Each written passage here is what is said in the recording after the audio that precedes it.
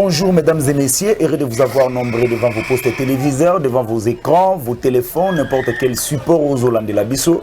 Je vous dis souvent, si vous voyez mon visage, Ngawabino, Gloire Bosso, et autrement dit Bosso Bal, ce qui veut dire qu'il y a du nouveau. Ce qui veut dire que dans des informations,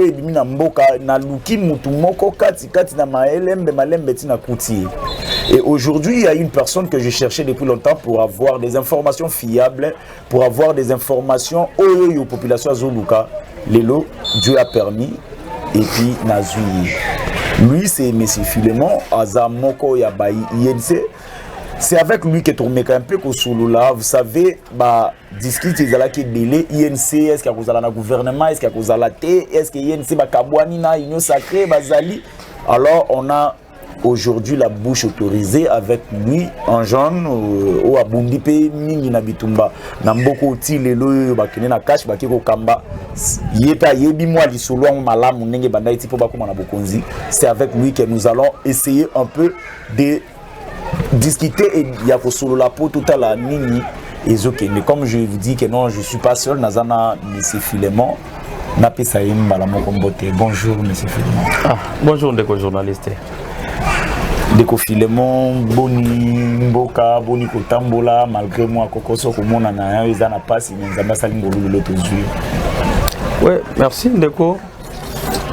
Mboka, en général, les alis malam.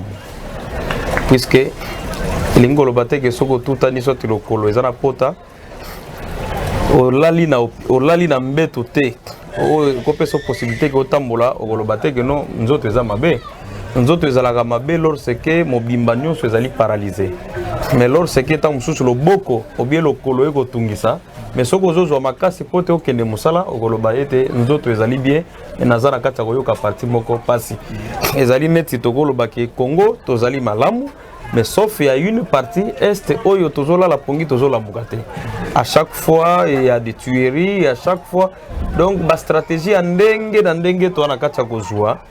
Et ezala ya kotia mosolo, ezala ya koluka ba solution ya ba pays voisins pour ko permettre que kimia e ba kokota na ndenge longo bani na mboka mobimba surtout kuna uta e Nord Kivu mobimba e Beni ba Butembo et ainsi de suite na ba Ituri ba côté moi mindondo ezali. En tout cas de Filemon, apparemment bato ning bazo monela. C'est comme si bino bato a union sacrée, bino bato ya tâche. Bozo linga ko minimiser moi souffrance à peuple congolais. Bozo linga ko ndima pendate que population azo vivre na passe. Tala sabunyo savon izalaki na 300 francs. Izalaki misa tout 500. Mais les lots vie sociale à peuple congolais savon comme sur 700 francs sur 800 francs. Collier à bato bido où les alaki sur 40 et comme sur combien. Situation wana bino bo prometaki ba imboka que non dès que beaucoup na pouvoir situation ko changer. Mais bozana bo considérer jamais boso qui to qui misa tout. Rien ne change, au contraire, Makambozo s'empirer que s'empirer. Oui, d'accord. C'est Kolobaete, biso baeto zali na pouvoir to ko sala sambla na makambo ko lekana mboka ezali bongote. Et mokonzi ya mboka na tangu to bandai ko sala campagne a prometaki makambo oyo ya malamu pona ko bongisa mboka. Mais a prometaki COVID-19 te. Ayebaki teke na ndenge to koloba boy na mandat ngai dans quelques mois et pandémie moko ko frapper monde entier et ça là qui est paralysé l'économie nyonso ya monde. Voilà la situation à laquelle tozali. Et ko sala moi mingi pas si lorsque bato bazo sala comparaison non attend ya kala sabuni ezalaki autant lelo komi boy liki ezalaki boy autant lelo komi boy oui. Na vie réelle c'est ndenge komi mais que les gens se posent d'abord les questions. Qu'est-ce qui a fait que Makambo ne c'est comme la bisouana. Tozui ba confinement, la période où les gens ne travaillaient plus, Gombe zala qui bloqué. Et tozui moi Makambo ebele ndenge na ndenge. O esali que Covid est paralysé l'économie presque tout ya mboka ya ba mikili nyoso. Ko banda na poto, okende na Asie, na Amérique, oya na Afrique ndenge moko. Et alors ba pays ebele oyo etiaki moi système na bango économique à bon train na pas ya malamu de ba meki ko résister ezali peneti biso fonde ko faut ko ba que pays na biso économie na biso to produira ka penza to Ça veut dire notre économie n'est pas vraiment du tout centrée sur aussi la consommation. Alors, moi, production mouké tozalaka nango ezalaka na domaine ya minerai. Alors, minerai on peut pas transformer la gango à Congo, il faut qu'il y ait des libanda. Maintenant, comprenez que avec tout ce qui est arrivé, dans le compte il y a Covid, déplacement qui est difficile, biloko po etambola qui est difficile partout que bamboka il faut biloko kende po basomba yango bango moko bazalaki na ba confinement. Donc voilà que les devises o esengela ko kota na mboka na biso na ndenge esengeli bobongisaka et koki ko kota te moyen pe l'état a mobilisé mon solo pour ne permettre qu'à mettre action na e pour na bolamu ya population et permettre te. Alors, rendons grâce à Dieu dans le sens que dans toutes les circonstances, il faut qu'on commise en Zambé, mais dans le peu mon peuple a Covid et bandi déjà kende. Alors, nous allons voir. Et puis qu'on bosse en athée, tout le gouvernement. Donc ça veut dire en dehors, avant que tu commences la pandémie 19, tu dans un gouvernement à cohabitation, il y a coalition. Une coalition qui semblait être une cohabitation. Avec tous les baninga et longo, mais tozo misa la politique ya mpuku, ça veut dire mutazo soyo azo fula yo mupepe maana kati ya golia yo cc. C'est de cette manière. Donc rien ne se faisait que makambo kende liboso. Que ça soit programme à 100 jours, que ça soit makambo ya gratuité ya enseignement. Donc on mona que de tous les côtés makambo ya mabe ezalaki mokonzi alaki si bonne volonté yako mema mboka liboso mais batu yako soutenir pona ko porter vision na ye wana nde bazali mingité soit ebelepe to zwingonga yako comprendre yango te na ko manola ngo malamu na lirobo kendela ndeko Filemon na 2023. Pensez-vous que nos populations ont la bino du sous confiance to boya ko parce que je dis souvent bino bokoya ko défendre bilan mais ba opposant ba koya pona ko vanter ba promesse na bango donc bino boze sur na tango ya promesse te est-ce que boza pena na chance pena 2023 élection boye kasha zongi suna bokonzi? Oui, Isabelle est bien assuré. Ezali likamoko ko bangisa te. Pourquoi? Puisque les bilans il y a mboka, c'est ça, c'est la différence avec bilan et entreprise. Bilan entreprise est à la souk exercice entreprise est à la une année. Mais alors bilan il y a mboka est à la exercice nango benga maka mandat. Ça veut dire pour na biso mandat est allé à 5 ans. Pour na ba mona ba américain mandat est à la 4 ans. Ça veut dire okoki ko sala eloko moko lelo. Et lobby et baby. Tous on est banzela oko banango lelo so basala kia on a beta malamu te dans 2 ans 3 ans et ko beba. Boko ça rappelle loko mususu te lelo. Ezaneti bilanga. O bandi ko circuler ko look espace ko circuler avant ko kisata muso 5 ans biloko e bibi bato bandi ko lia. Donc c'est pour dire que lelo bato bakoki ko mona yango neti to bandi nanu malamu te. Mais si tu comme en 2022, fin 2022, début 2023, et na musala ou ekopé ça m'a salema, et les gens peuvent encore nous donner confiance, plus c'est confiance les alliés. Sauf que non sur le plan économique, bakoko ces alliés na makambo big na tangel na uti ko tangela yo awa. Mais dans le domaine politique, moi avancer les alliés moi mingi, moi avancer les alliés moi mingi. Ndeko il faut que ba été et na kati ya mboka. Quand mutu a promettre, promesse wana ezali ye moko te mutu agosala yango. Il faut azala accompagner. Accompagnement ezalaka ya famille politique na ye, ya baeba sepeli na ye pe ya population. Puisque ko gagner mandat, il y a un président de la République et zalaka bola puis il y a président de la République te. On dit c'est le peuple qui a gagné mandat. Pourquoi? Puisque le chef de l'État lui n'achète rien. Il ne paye rien. Puisque nous sommes allés supporter la charge de l'État. Famille Mobimba, ainsi na baeba zali na pouvoir. Comme ministre a kolia malamu. Mais ce qui mandat n'a échoué, tout sepeli que non bino boko échoué mandat boko ba eloko olobate c'est la population de te en difficulté. Mais biso to zana besoin toute la population en difficulté. Maintenant ndenge gouvernement eko kota na kati ya poso et ko banda déjà semaine tozo banda ce gouvernement où ils allaient répéter ya ba warrior na ndenge premier ministre alobeli yango. Nous allons mettre les programmes ya chef en pratique pour pouvoir permettre que atana ngonga muke toyeba kokokisa maye population azali nango besoin.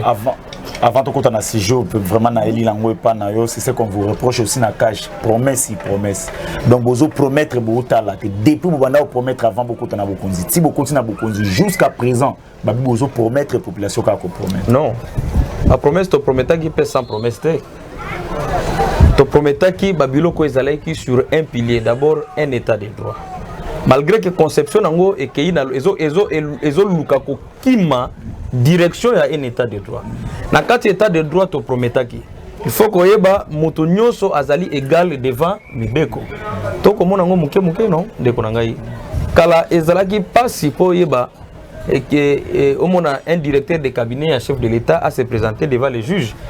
Ndenge président ngai asali laki yango pona ko honorer état de droit dans le peuple congolais. Malheureusement, l'ennemi va profiter kinde na kati ya bonne foi na yo na pona ko respecter un état de droit, pona ko respecter bolimboka na pona ko respecter ba congolais.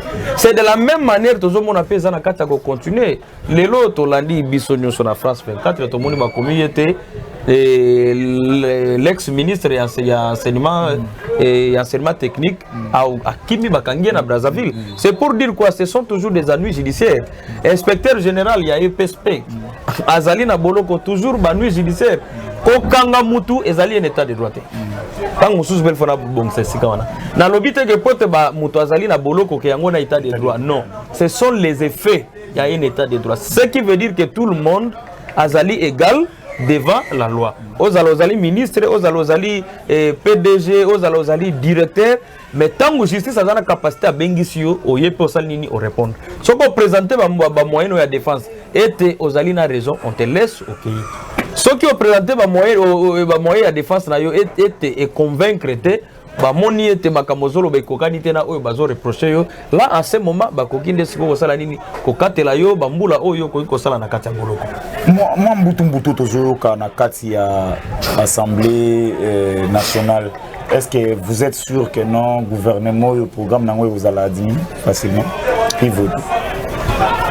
Bon na épité ceux qui tozali na besoin to assister une république qui a ba suspicion, une république qui a ba tension, une république qui a ba consciambule, une république où tous les jours batunyo se font ba mboka mususu ba batanga ka komboka ya Congo non. Tous bandago sepela pe bayo ka pe lobby na lobby batangi ke no Congo abimi producteur et y a peut-être il y a huile de palme. Lobby na babi Congo abimi meilleur producteur il y a Rachid. Lobby na ngokuna ba lobby abimi meilleur producteur il y a baniko exporter ça veut dire ça ba manga. Mais pourquoi toko comme à niveau raté? Nous sommes toujours dans des futilités.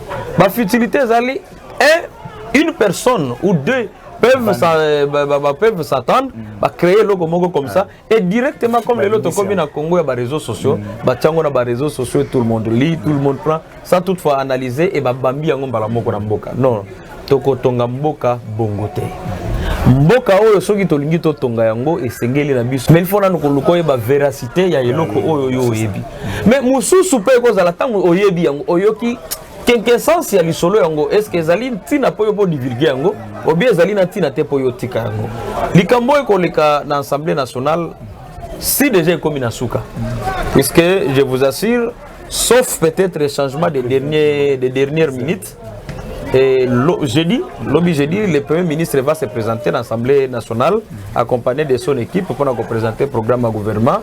Alors, à quoi est-ce qu'on a réponse et qu'on a la samedi. Et c'est ce samedi-là, dès que l'Assemblée nationale est approuvé le programme à gouvernement, le gouvernement sera investi le samedi. Mais alors, pendant lundi, mardi, vous allez la semaine, on va assister à la remise et reprise dans le ministère rebelle. Là, soyez-en sûrs. Toko tana biloko wana ya mike puisque député azalina musala na oyebani que a votamien na population pote aya ko salila ye mibeko oye bongi pona bien-être na ye aya ko lobela ye na ba posta oye azalina ngopo azana possibilité te yemoko akomisa ngwe pa gouvernement. Alors les députés nulle part dans le monde entier seulement qui est chambre basse. Dès que le président a besoin de composer le gouvernement, à l'opposé des députés, nous sommes dans la chambre basse comme si un ministre, soit un mandataire ou un exalté. Puisque les votes suppléants, les votes individus comme député national. Alors, ceux qui sont députés nationaux, ils ont besoin que les gens soient comme un gouvernement, les gens soient comme un mandataire, les gens soient comme un ambassadeur. Alors, la République est la suppléant. Vraiment, on a toujours respecté les choses et souvent nous connaissons dans quel type, dans quelle façon les suppléants ont mis bazali. Mais sous bazali bana bango, bana ba député, mais sous les ali bamakango ba député, mais sous les ali kaka mutumoko boye azwa kita musu mutona sans conviction. Vous imaginez ensemble chambre oyo to lingi tokomisa yango non ezali malamu te. Heureusement que ba député baza bato ya mayele baza bato ya bwanya bato basalelaka mboka ba comprendre mbela ya population bayebi ete ke bakoki baza na choix te ya komema mboka na bamilinga na ba turbulence soit na ba crise oyo ezanga ntina. Imaginez-vous ndeko journaliste soki tokende na hypothèse que bandeko ba député baboyi ko investir gouvernement, qu'est-ce qui va se créer? Ça sera la crise. Est-ce que crise va bénéficier de la politicien ou bien bénéficier de la population? Ça nous 2 mois toujours gouvernement. Voilà. Et en réalité crise va bénéficier de la politicien et non à la population. Et c'est aussi que le peuple doit comprendre que Maseki tondi mayango lisusu pamba te pour avoir plaisir la pamba baboy ko siéger basali boy non. Total c'est qui est la priorité. La priorité c'est le bien-être. Le bien-être de muteleki na nyonso. Bien sûr, dans 5 ans avec difficulté à Covid oyo, le président de la République a ko sala nyonso te.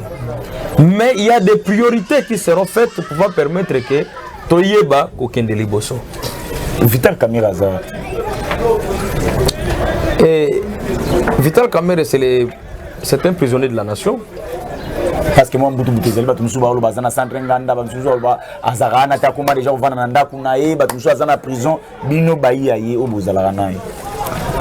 mais il y a un lobby de journalistes.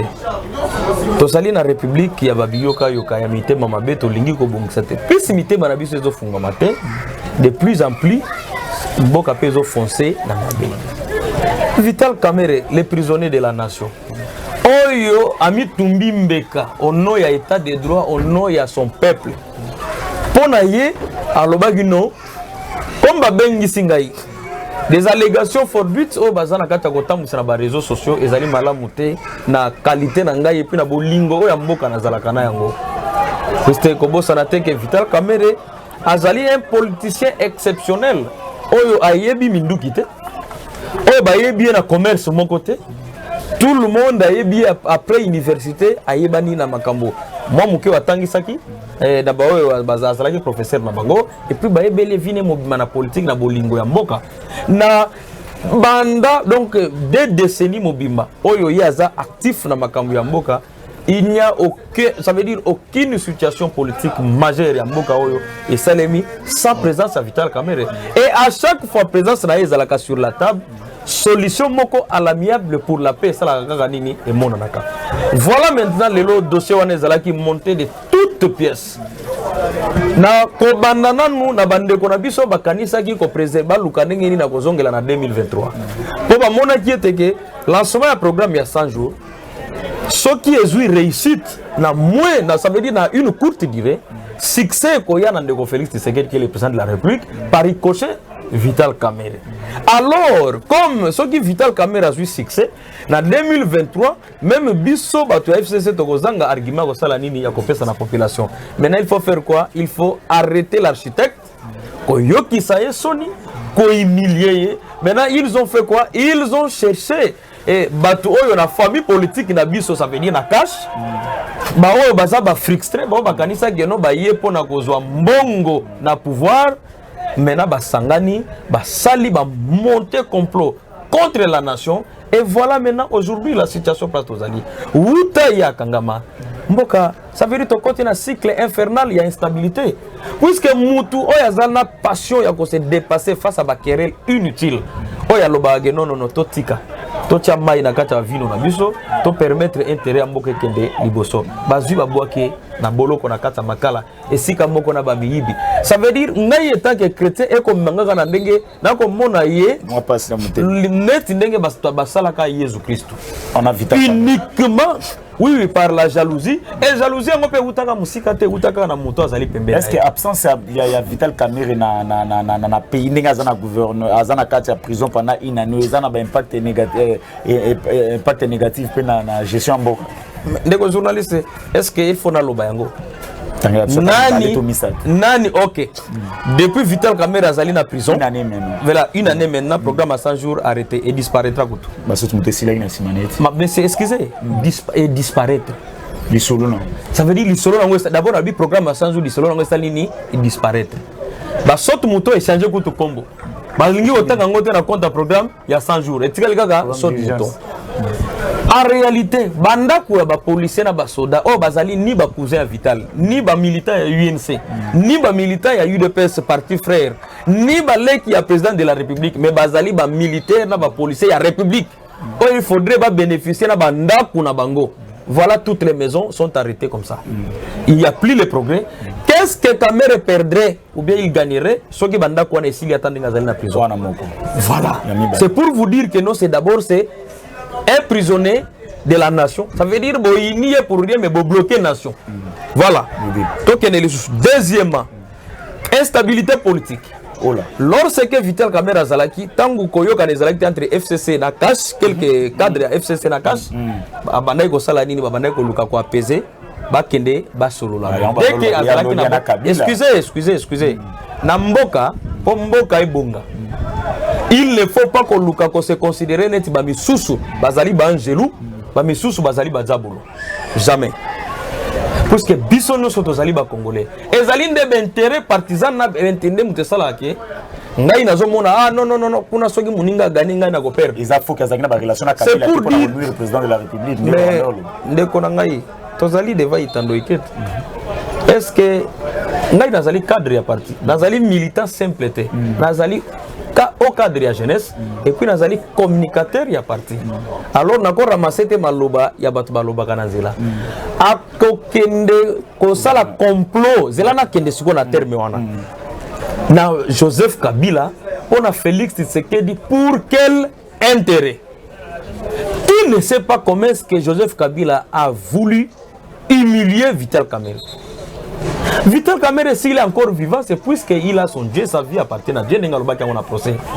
Tala batu yenyon so bazala ki proche Kabila balongwa ipa Kabila mingi bakufa. Mingi bazuvi moko boya soni. Mais Kamerhe yepe na compte na ye, az na mayele on nzamba pesa ye. Na bolamu a continuer ka kosala batu. Tango bazo sale la ye complot, nzamba ko telemisaka mutu moko azali na kati ya salle wana ya complot aye ko yebisa tango mususu bino bokeba ikamabeli ngage sale maboy. Soko zo mona que même til lelo Kamerhe est encore, ça veut dire dans un boloko mais lelo boloko est en plein.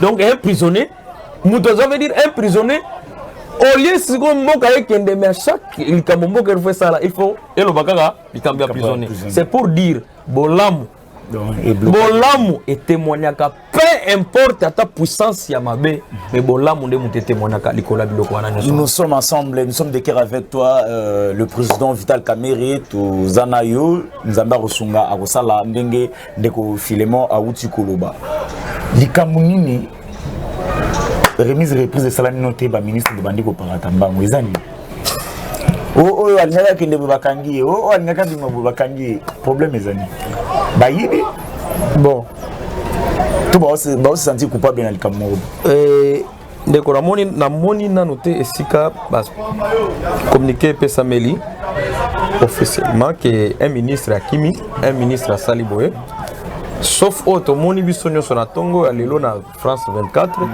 que l'ex-ministre Willy Bakonga a Katsagi Bakangi à niveau ya Congo Brazzaville.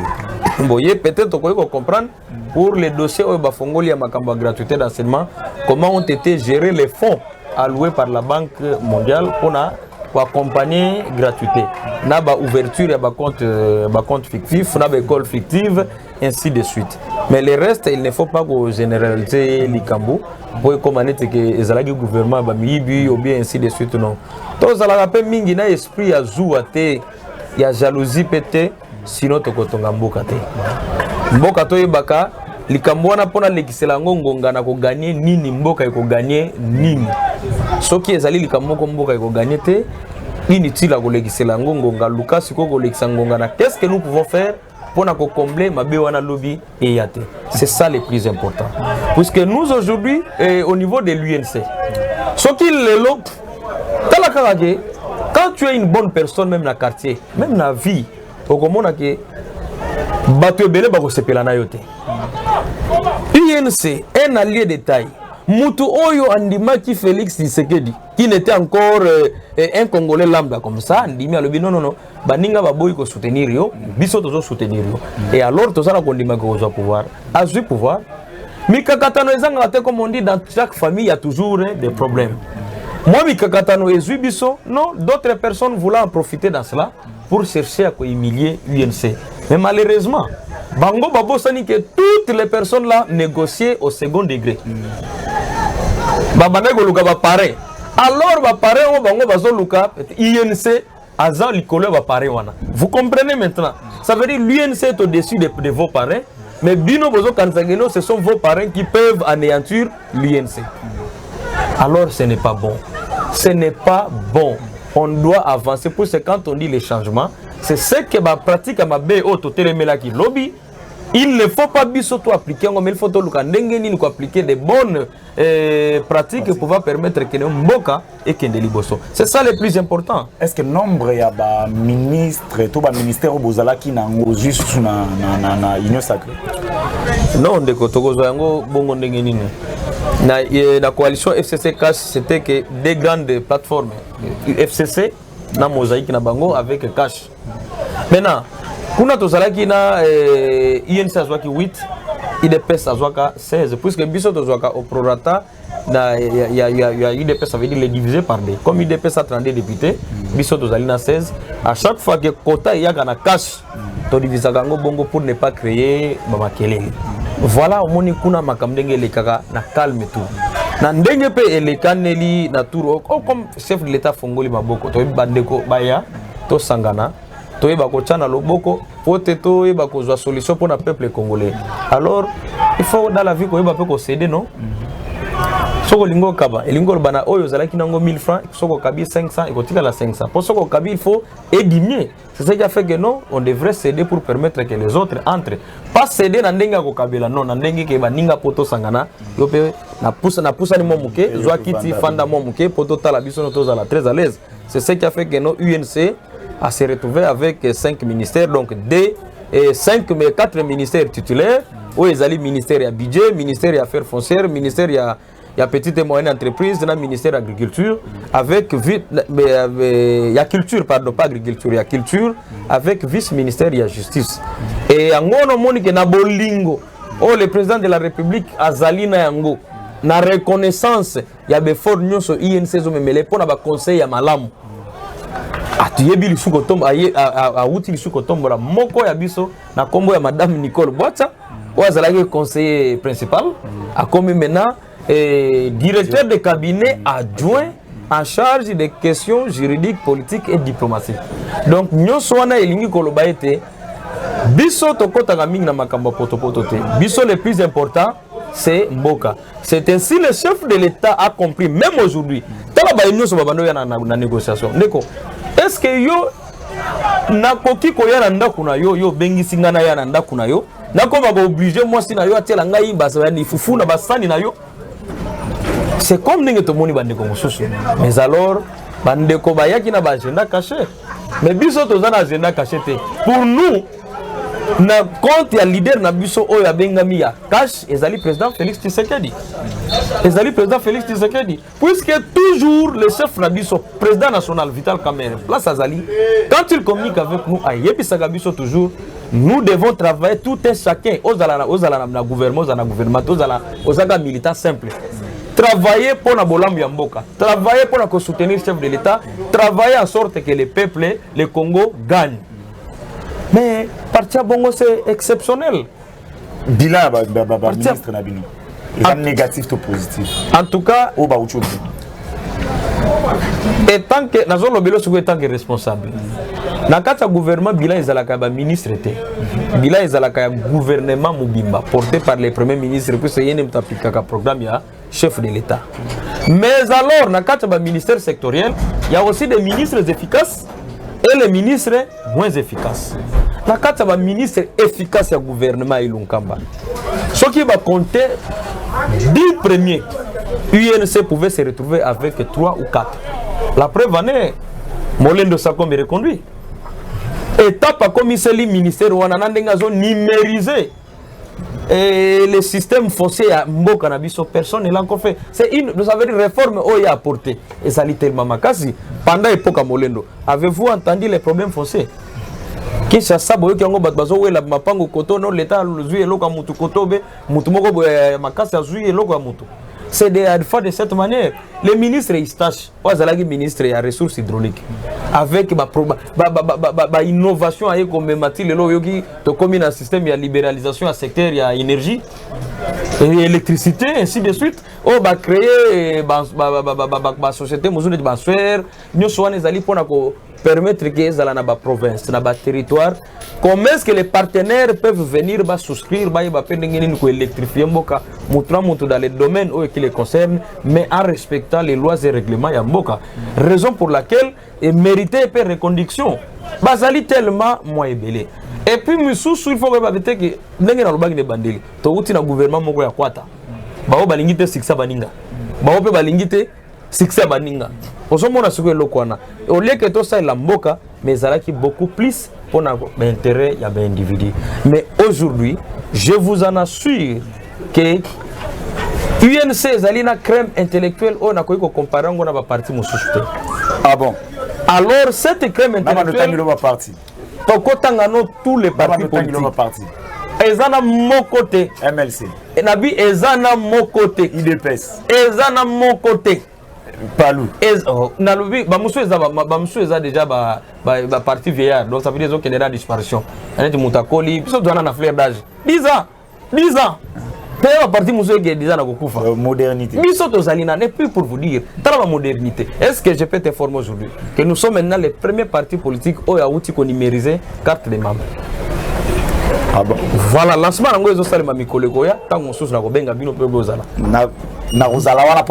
faut vérifier les tout premiers partis en RDC. Et nous sommes un parti politique où il y a RDC Ezali, ça veut dire Ezalina. On va bien adresse électronique ou bien adresse internet. Donc ici, il faut aller n'importe quel pays où taper UNC sur Google, aux alana WhatsApp, tu vas voir l'UNC et tu vas suivre toutes les informations, les activités à temps réel à UNC. Est-ce que secret zanini oyo le président azana prison tout le monde a parti mais les arraches au président zate ba Panzani bino secret zanini oyo sali que non parti de la maintenir si na silence na bino des comme ça. Ah bon, ça veut dire on sait reconnaître un arbre par ses fruits. Voilà Kameri. Quand on dit les grands leaders, les grands pacificateurs, au moins c'est quoi Gibuki Miango Azakimia bana na epe balandi Azali un bosseur, puis c'est batebele babi Kamere pour la musala. J'ai appris. C'est normal, il y a un peu de parti na ebe batu pe ba bosser pe bazali ebele. Batu ba ebeli Kamere que c'est quelqu'un qui écoute, quelqu'un qui sait négocier. Il y a un autre que parti na ebe ba yo kaka ba ebi pe ko négocier. Le temps où batu bazolo ba des ministères nandinga ko Emilie batu ba sutuki. Pourquoi? Puisque Kamere sait fidéliser ses siens en termes de travail. Le lotango moni excellence Aimé Boji Sangara et l'actuel secrétaire général qui est devenu maintenant le ministre il y a budget Ndeko Tokene Tozonga mais ce sont des fidèles Bana ça veut dire bango bazali à cette époque bazali neti bana plus de 20 ans à côté un leader et ça facilité mais comment est-ce que moi na sali 20 ans à côté à papa mais papa tikelier entreprise makambunusu aïba ko gérer à côté. Raison pour laquelle biso na INC ce qui prime ce sont des valeurs. Biso il y a déjà des valeurs qui sont bel et bien placées. Ceux qui ont quitté au Kimi etalio moko to mona batebele bakima bayewanga balubaya ainsi de suite ba mama babandoa pas si toyoka pourquoi bakima puis c'est ba côté pe bakinda poto na poto biso pe côté to tikala to évoluer kitoko à l'aise et mboka ezali na besoin na biso et biso pe expérience nous c'est aussi la kaka maelo nyonso e kosuka kaka na UNCT yango na tozo pesaka mingi na kati mboka na biso et timukolo INC peut diriger nini mboka o babengi République démocratique du Congo. 2023 vous êtes pour les élections vous recensement. Biso position na biso ezali oyo ya cash et kozwa comme parti au pouvoir. C'est ça notre position. En dehors, il y a en dehors mususu tozali na position mususu te. Nous sommes dans le pouvoir, c'est nous qui gérons. Alors c'est la position où vous allez donner. Mais tous autres élections, nous aurons à organiser ces élections-là. Élections à Boganabiso et Kosalema. Mais qu'on ne pense pas encore aux élections, mais pensons d'abord au bien-être de la population. Donc, ce qui la monde Kosalanga, si n'est pas comme une souka, na souka même tout n'a rien. Avant 6 à 30 secondes. Oui. Est-ce que yo bundi pe bitumba mingi na kati INC? Oui. Là je te flatte pas. Oui. On flatte pe bato ba Hollande. Est-ce que Oui. bien? Tu es lit non depuis longtemps. Oui, naebi. Pourquoi bino bilenge besoin rapide poste te na gouvernement? Ah. Ministère. Non. Pour occuper de confinement. Non. Ministre. Kaka bango batata wana. Mon cher, mais soko lobe lokona mais ezani tozo tumbolanga na loba accorder ngal swata ma 30 minutes amuke. Yo poste merci zela. Sagesse bantu. Nanzete moko ata ya manga. Manga ego bota mana période moko soit na jour moko ba fleur ebimi bani go bota mbuma metela kanyo so mokolo moko te. Ke ba pe na go wela ko tela noki puisque bato ba kanisa pe ko leo bien avant. C'est pour dire alors que na UNC la place est pour tout le monde. Mais l'excellence Billy Kambala, c'est mon frère à moi jeune Tobandina est parti depuis. L'obia Zalagi ministre de la jeunesse. Lelo il a pris au chef de l'État na président de la national à l'obio que yo pepe mamuke poto tia pe muntu mosusu. Le vice-ministre de la jeunesse, pardon, il y a justice, honorable Marto. Bayou Basire. Mais c'est un jeune. C'est un jeune, Nazaviete, un jeune. Un jeune, déjà c'est un jeune. Ngai alors, kala. Mais tant que on attend moi santé, on a dit que mon temps va ça la paix moi. Mais ça santé va souci mingite. Là c'est là qui na cabinet to quoi. Alors donc c'est là ndenge ko pesa mela soki nzambe asengeli ke to kota lisusu na cabinet songolo to pakala lokumu na ye puis merci matondo to gozon na président national pe na ministre wa ko ndimato travailler na soki e salemité bato ebele biso pe to salaki to koki pe ko pema po bato mususu pe basala nini ba continuer puisque ezala poste te botama pona mutu o botama ki mbala moko te la poste. Il a fallu un temps de formation pour qu'on ait un poste et puis un poste à l'état et un moment pour ça la ligne au quotidien yango. Mais le plus important la jeunesse, il ne faut pas qu'on compte ça comme tout dans la jeunesse que tu es dans un parti politique, il faut que soit besoin d'attendre mon musunya muke, il faut jouer puisque les noms musunyo to anango eza to sungi vaza banola nantaba to sungi to kangi ntaba akopesa biso divisé par deux ntaba te to gozwa moi parti alors de notre côté moi parti wana biso no to gotonda te e kozala bogolia ka moi likuti moko poni ce qui est malamu mais tout ce qui est à l'INC aucun problème INC respecta ka mama jeune mukolo soit nani chez nous règle du jeu et d'ailleurs ogoyo kango tant ba classement go sala na kata cabinet na ba cabinet noso chez nous à l'UNC aucun problème, surtout par les gardiens du temple et Meboji, façon à comme la partie secrétaire général aujourd'hui, excellence ministre d'État du budget, toutes nos félicitations à Nyoso Oyo Zanakata Gosala pour la bolingo à partir de Bisso, UNC. Pour la touchite, est-ce que c'est important que mon pouvoir comme ministre, il faut avoir un parti politique? N'est-ce tout le monde en a Congo? Sur le parti politique, tu es moins comme un ministre exact. À tous les experts, à tous les bina. Mais, papa, yo l'onité au lingo book. Faut qu'on ait un parti politique. Yo l'onité au lingo book. Il faut que bouki biloko l'onité, excusez, faut que bouki biloko yo l'onité, c'est aux allez moïbi. Alors, excusez, on a compris ma président domaine. On a les administrations T. Ce sont des postes politiques, ça veut dire qu'on a comme yango. Il faut à la politique ou bien affilier à l'activité politique. Or à la société civile, il faut à l'associer à l'activité politique. Alors dans ce moment, lorsque la politique on a jibé na bango pour participer à la table. Ça c'est là que aussi matin. Yo lingi nini. Batu mususu ba bundi na nzela ba kufi. On a goluka ndenge nini mboka ekende na peso exemple. To mona ba pasteur Belao. Botika kabila zali mona muke. Boso bundisa kabila pona nini. Botika tata wana mukolo ko fandi la mona batu na kingo. Lelo Kabila cité. Tango Kabila koi Tshisekedi a komi mokonzi. Bango batali bosa ko bandela lisusu. Tshisekedi nem dako bongisa mboka oyo. Kabila ozali assassin. Kabila ça s'appelle di Jalelo. Ezali malamu te. Tikala na eloko ozali na kati ko sala. Je préfère la position ba catholique. Bazala ba politicien te mais il participe puisque ba politicien ba kambaka bantabate, ba kambaka ba population. Ba peuple wana de côté ta population zoroba tango politique zoroba. Bokitsamite mato linga bolinga mboka na ndako nzambe pe pasteur sango à côté ya bango pe tozala na bolingo to linga mboka omona teke bango nous bazo kenega na message moko pona ko permettre mboka et que liboso et on a s'abonner pour que non aux informations à temps réel merci Ndeko Philemon na kopesa biso opportunité à vous ça l'émission na quoi. Merci Bingi pour na bino Ndeko. Je crois que Zamba liboso mais soukate ceux qui ont besoin de pousser na lisusu. Disponibilité ezali biso. En tout cas, c'est par ici que nous mettons fin à l'émission Nabiso. J'avais reçu une personne, un jeune politicien, quelqu'un jeune par rapport à âge, mais dans le monde politique, il a fait son temps. Et puis, je crois que nous prochainement, développer, s'abonner pour nous soutenir. Prochainement, restez branchés dans la chaîne Nabino. Ciao.